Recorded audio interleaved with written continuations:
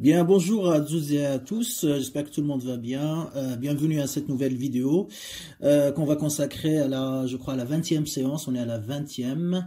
Je rappelle, j'ai décidé à partir de cette semaine de rajouter des séances supplémentaires pour qu'on puisse finir le programme sans trop bâcler les explications.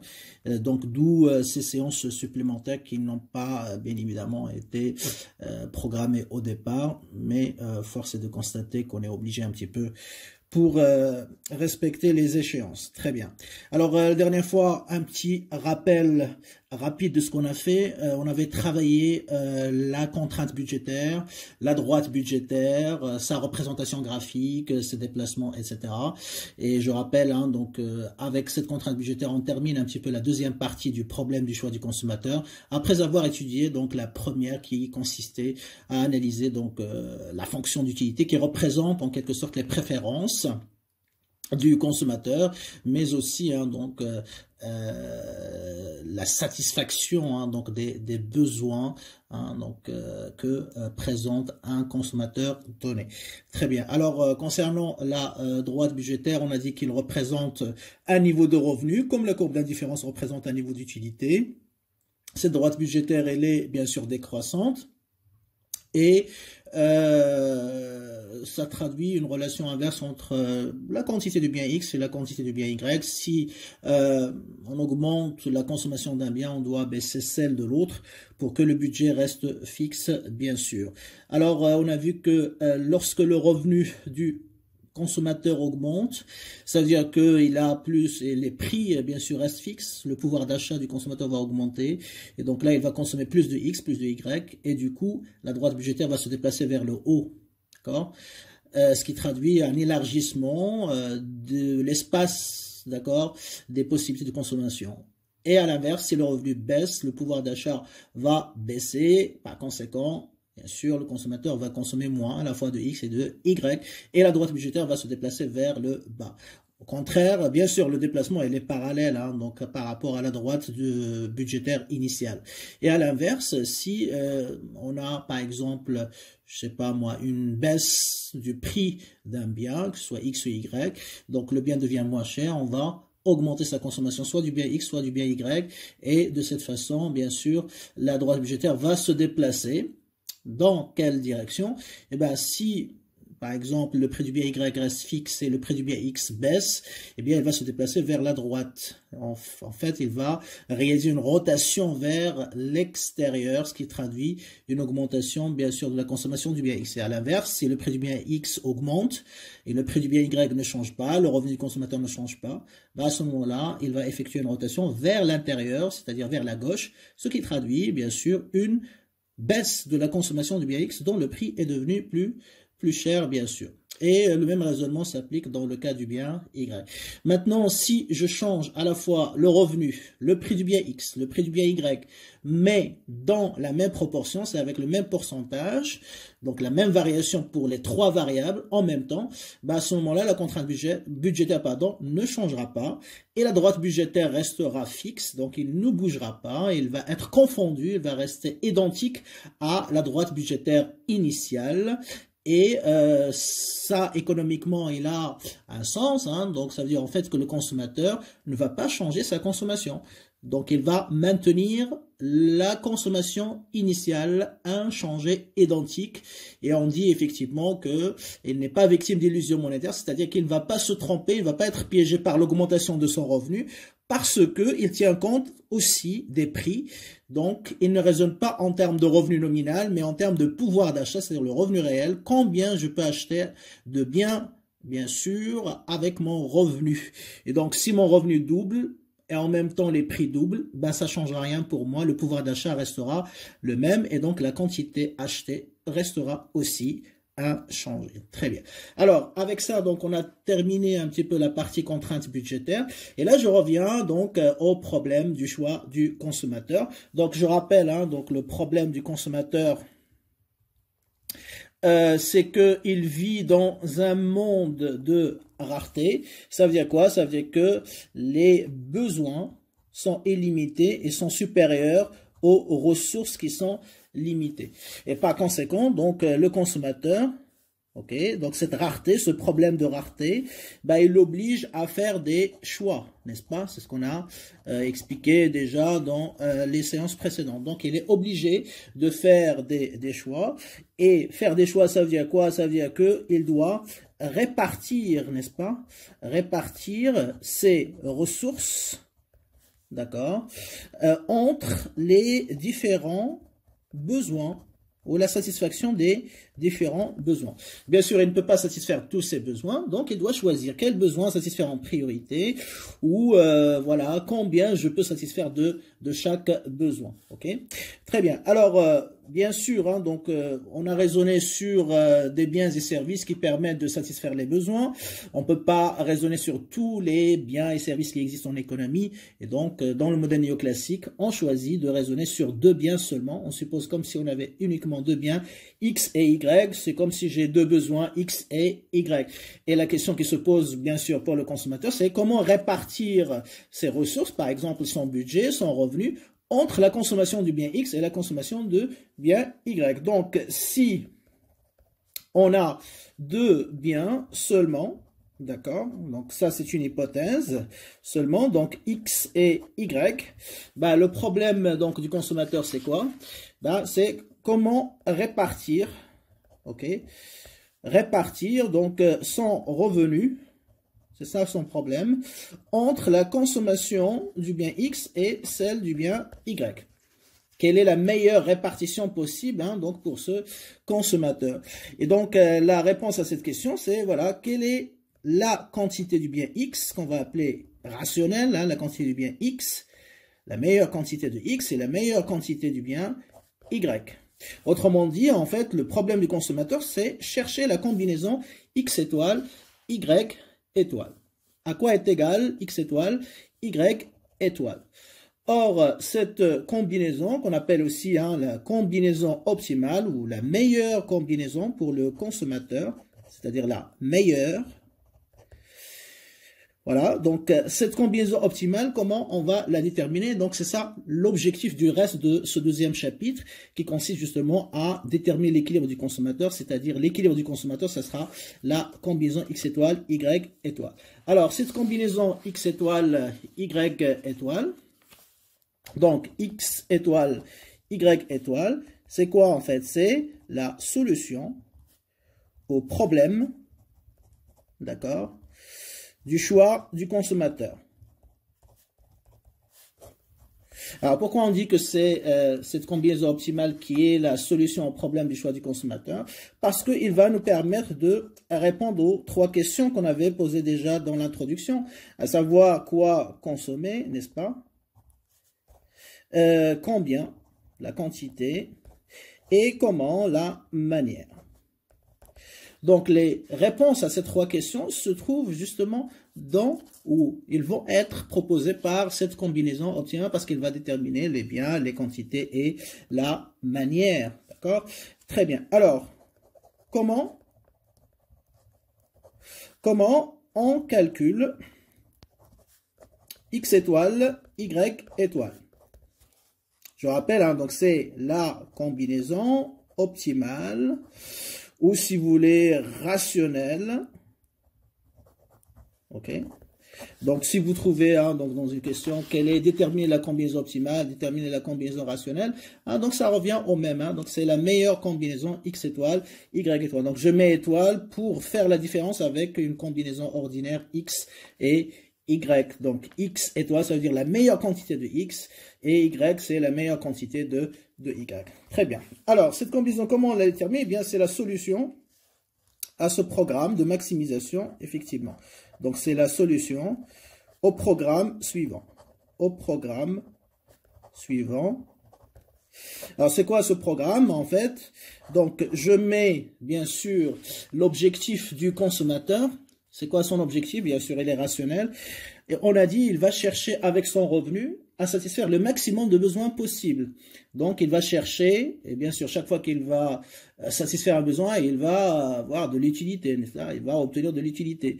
Donc, il va chercher, parce que cette combinaison, elle est rationnelle, s'il lui permet d'avoir le maximum de satisfaction, n'est-ce pas?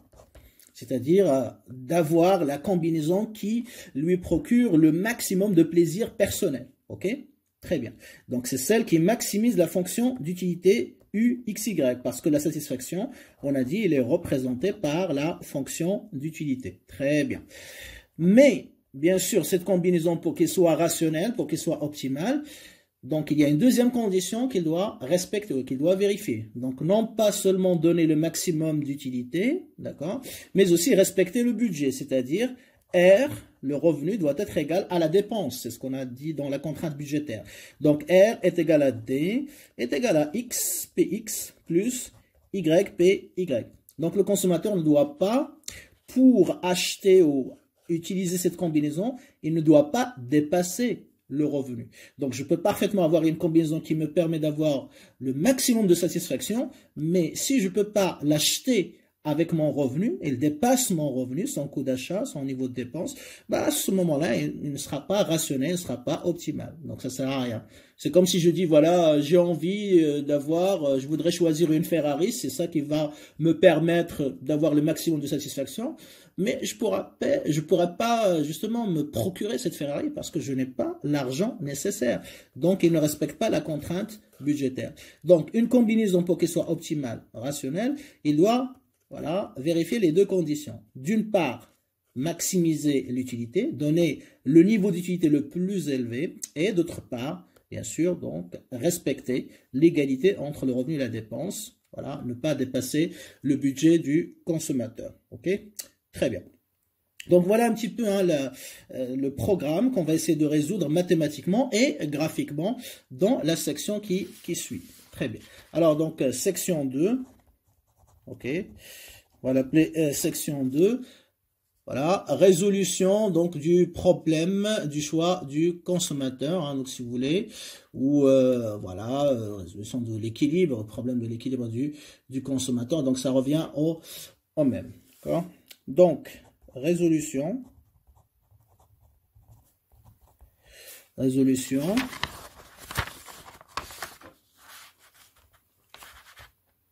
Alors, résolution du problème du choix du consommateur. Alors, petit 1, donc on va commencer par la résolution algébrique ou analytique. Et dans un deuxième point, bien sûr, on va utiliser et on va s'intéresser à la résolution graphique, bien sûr. Ok, très bien. Alors, donc, toujours on part du consommateur. Donc, le consommateur est rationnel de type Homo economicus. Donc, le consommateur est rationnel. Ça veut dire quoi? Ça veut dire que il cherche, ok, à maximiser. Donc, c'est toujours son objectif. Donc, chaque fois qu'il y a une combinaison, parce que, rappelons-le, nous étions partis du fait que le choix il est basé sur le classement des combinaisons. Et on a vu qu'effectivement, il y a des milliers de combinaisons possibles. On ne peut pas les classer 2 à 2, ça va nous prendre beaucoup de temps et ça va nous coûter beaucoup d'énergie. Donc, qu'est-ce qu'on fait? On remplace la relation de pression par une fonction d'utilité. Quel est mon objectif? Donc, déterminer quelle est la combinaison qui maximise l'utilité du consommateur. Donc, au lieu de classer 2 à 2 les paniers et après arriver toujours à la meilleure combinaison qui va dépasser toutes les autres combinaisons en termes de satisfaction, qu'est-ce qu'on va faire? Eh bien, on va directement calculer dans la fonction d'utilité, voilà, à quoi est égal X, à quoi est égal Y, donc la combinaison qui permet d'avoir le maximum d'utilité et la calculer directement. Donc, c'est ça.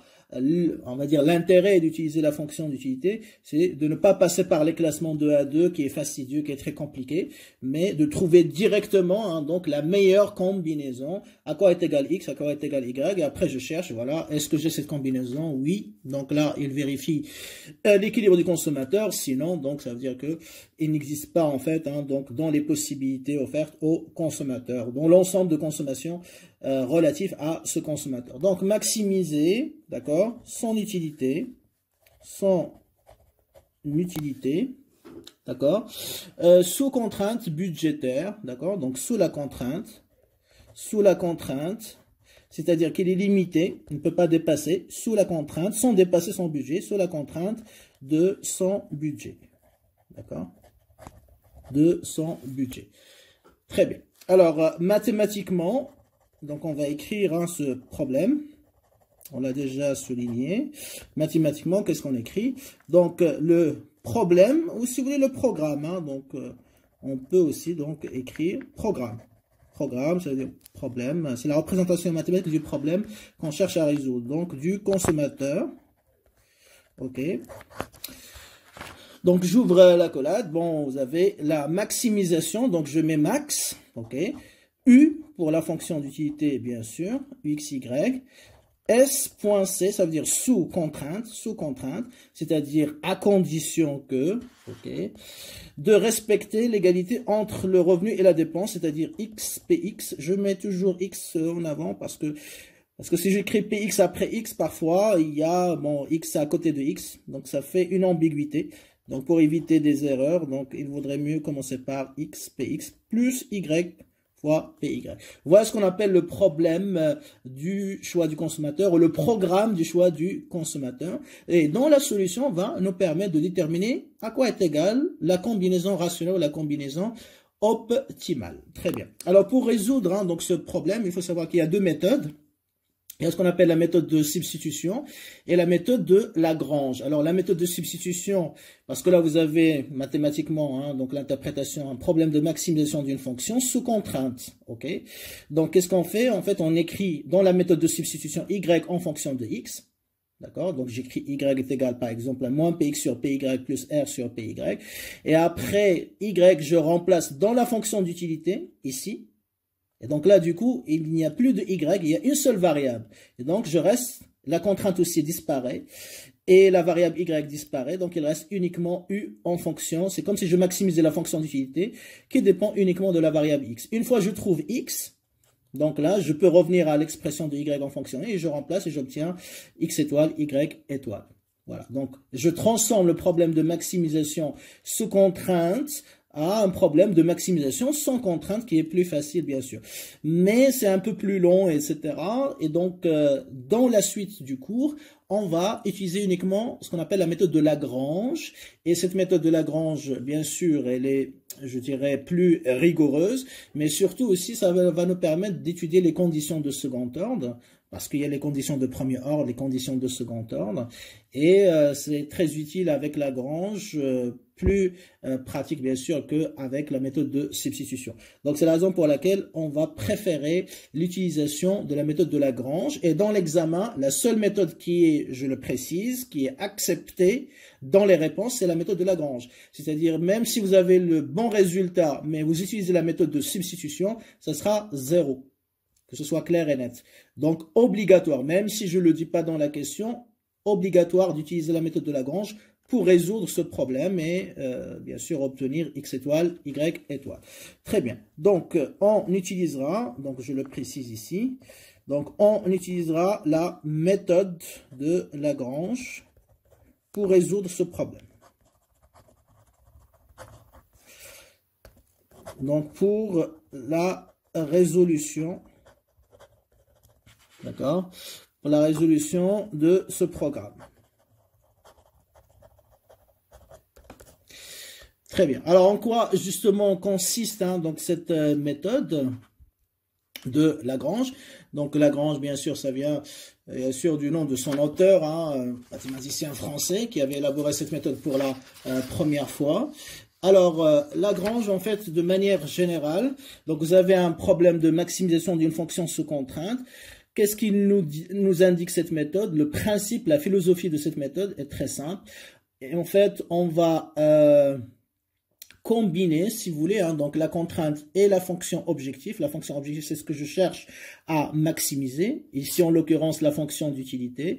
Donc, on a deux fonctions. On a la fonction d'utilité qu'on appelle la fonction objectif. Et puis, on a la contrainte. Donc, l'idée de Lagrange, c'est de mélanger les deux, de combiner les deux en une seule fonction. Donc avec deux fonctions, j'obtiens une seule fonction et de cette façon, ce sera plus pratique et plus facile de résoudre le problème.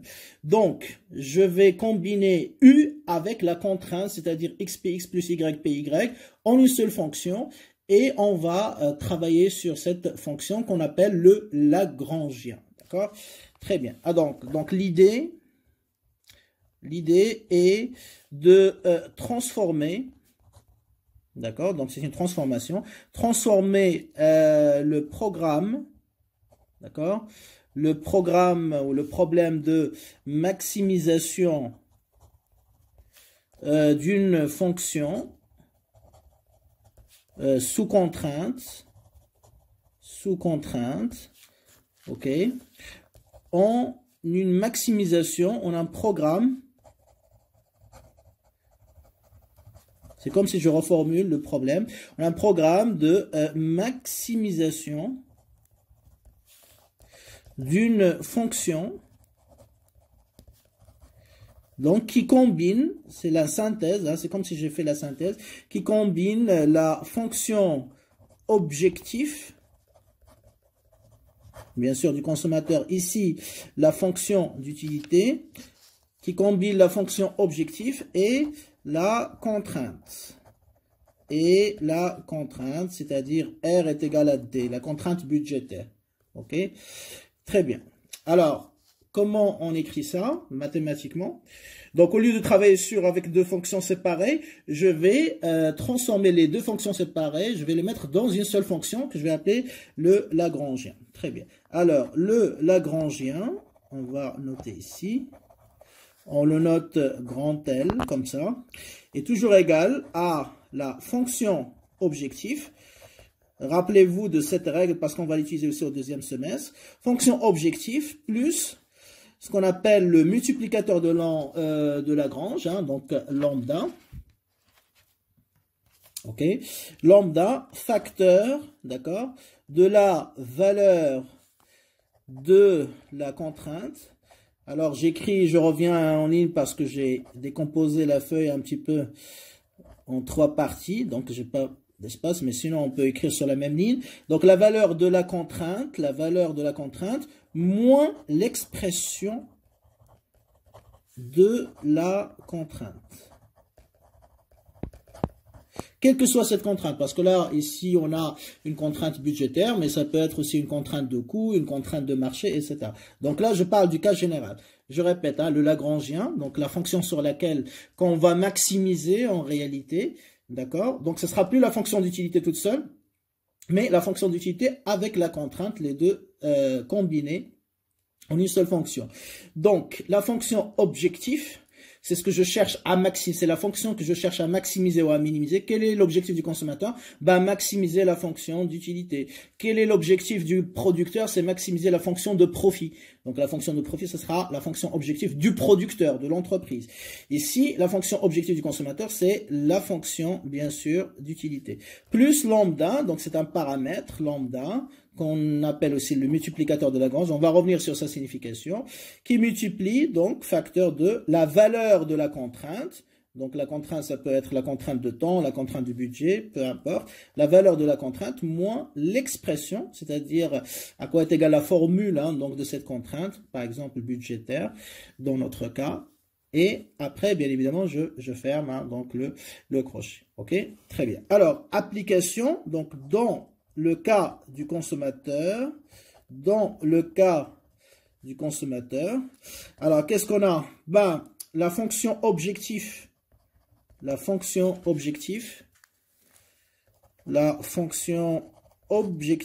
eh bien, c'est ce qu'on cherche à maximiser, donc c'est la fonction d'utilité. D'accord? Je mets d'abord les composantes et après je vais écrire le Lagrangien.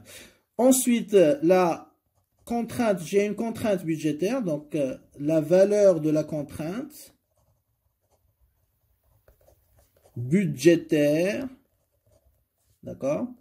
Eh bien, c'est à quoi est égal le budget? Ben, la valeur du budget, c'est le revenu du consommateur. Donc, on la note R, n'est-ce pas? Très bien. Donc, du budget. Ensuite, l'expression, donc l'expression de la contrainte budgétaire. À quoi est égale la contrainte budgétaire? On sait que R est égal à XPX plus YPY. Et donc là, j'ai tous les éléments nécessaires. Donc je répète, la fonction objectif, c'est ce que je cherche le consommateur à maximiser ou à minimiser. Donc ici, il maximise. Qu'est-ce qu'il maximise? Il maximise la fonction d'utilité. Donc je mets la fonction d'utilité. À quoi est égale la valeur de la contrainte? D'abord, quelle contrainte j'ai? J'ai la contrainte budgétaire. À quoi est égale la contrainte budgétaire? Bah, c'est le niveau de budget que je ne dois pas dépasser. Et à quoi est égal? Bah, c'est R, ou ça peut être aussi B, budget. Pareil. À quoi est égale l'expression de la contrainte budgétaire? Donc, il faut que le revenu soit égal à la dépense. La dépense est égale à XPX plus YPY. Donc, ça, c'est D, en fait. D'accord? Très bien. Donc, j'ai les trois éléments. Donc, je peux écrire le Lagrangien. Donc, le Lagrangien, il est noté comme ça. L, grand L, première lettre.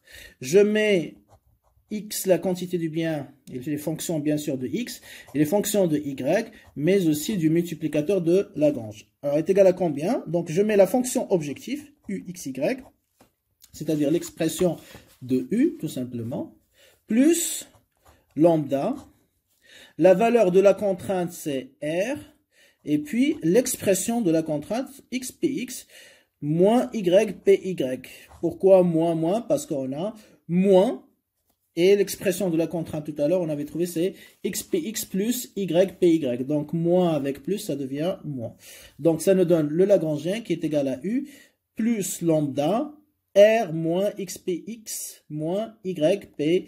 Et là, vous voyez que j'ai une seule fonction. Hein, donc, je combine la fonction d'utilité et la contrainte budgétaire qui est multipliée par le multiplicateur de Lagrange. Voilà comment on écrit, hein, donc attention, hein, donc il y a des étudiants parfois qui écrivent, je sais pas d'où ils sortent ça, par exemple, ils écrivent ici moins lambda, et ils gardent R moins, non, si tu écris ici moins lambda, donc là tu dois écrire plus, ok? Soit tu écris plus lambda, et ça c'est l'écriture conventionnelle qu'il faut utiliser dans le jour de l'examen, mais moins, donc il ne faut pas utiliser, donc pour être tranquille, ok? Donc c'est plus lambda, R moins XPX moins YPY. Alors juste, j'ouvre une parenthèse là, parce qu'il y a plein d'étudiants qui me posent la question. Monsieur, on voit certaines vidéos sur YouTube, etc. Donc si on a fait cette chaîne, c'est justement donc pour ne pas avoir à aller chercher des choses. Voilà, donc je suis pas contre, bien sûr, hein, donc faire des recherches complémentaires, il n'y a pas de souci, mais malheureusement, c'est pas toujours fait par des professeurs. Donc à la limite des professeurs, donc on peut faire confiance, mais faites par d'autres. Donc, avec tout le respect que je leur dois, malheureusement, il y a plein d'erreurs qui sont commises par ces gens-là. Et quand ils commettent des erreurs, et les étudiants, donc ils vont faire la préparation sur la base d'erreurs, ils viennent le jour de l'examen, et quand ils vont répondre, ils répondent avec ce qu'ils ont appris dans ces chaîne YouTube, malheureusement, hein, donc ils sortent, ils disent oui, on a bien répondu, etc. Mais en réalité, après, ils se retrouvent avec des notes qui sont largement inférieures à leurs attentes, et donc ils sont choqués, ils disent oui, mais c'est juste le prof qui est sévère ou quoi que ce soit. Non, ça veut dire que vous avez commis des erreurs, et ces erreurs-là, il faut chercher où vous les avez apprises, malheureusement. Donc, c'est pour ça qu'il faut toujours vérifier par rapport au cours de votre prof. Voilà, ce qui se dit dans ces chaînes ou dans d'autres documents d'ailleurs, c'est pas uniquement les chaînes YouTube, mais aussi tous les documents sur Internet. Donc, si vous voyez qu'il y a des choses qui sont contradictoires avec votre cours de prof, ça veut dire qu'il y a des erreurs. Donc, il faut faire attention par rapport à ça. Bon, normalement, ce qu'on fait ici dans les chaînes, dans cette chaîne de la fac, mais aussi avec les documents que je vais vous distribuer, etc. Donc, c'est largement suffisant pour préparer votre cours. Donc, c'est pas la peine, parfois. Je comprends, hein, donc il y a la problématique de la langue, etc. Mais il faut pas non plus que pour peut-être écouter des choses en Darija, vous allez apprendre les choses à l'envers avec des erreurs, etc. Donc c'est même pas la peine. Donc il faudrait améliorer son niveau en français. Très bien. Donc voilà comment on écrit le Lagrangien. Et donc on va essayer de résoudre hein, donc ce problème, c'est-à-dire qu'on va maximiser cette fonction. Maintenant, on n'a plus la contrainte parce qu'il est inséré, voilà, il est intégré dans cette fonction. Et donc, on va essayer effectivement hein, donc de résoudre hein, donc, ce problème. Donc, les conditions de premier ordre. Donc, on va commencer par les conditions de premier ordre qu'on note CPO. OK, c'est l'abréviation. OK. Très bien. Alors, en quoi consistent ces conditions de premier ordre? Donc, on va dériver cette fonction qu'on appelle Lagrangien par rapport aux trois variables qui la composent, c'est-à-dire par rapport à x, et on met égal à 0, par rapport à y, on met égal à 0, et par rapport à lambda, et on annule bien évidemment. Et donc, ça va nous permettre effectivement de déterminer la condition d'équilibre. D'accord? Donc, je répète, les conditions de premier ordre consistent à étudier les dérivées premières, d'accord, de la fonction de Lagrange, on va dire dérivée par rapport à chacune des trois variables qui la composent, et chaque fois on va annuler cette dérivée première. Ok? Très bien, allons-y.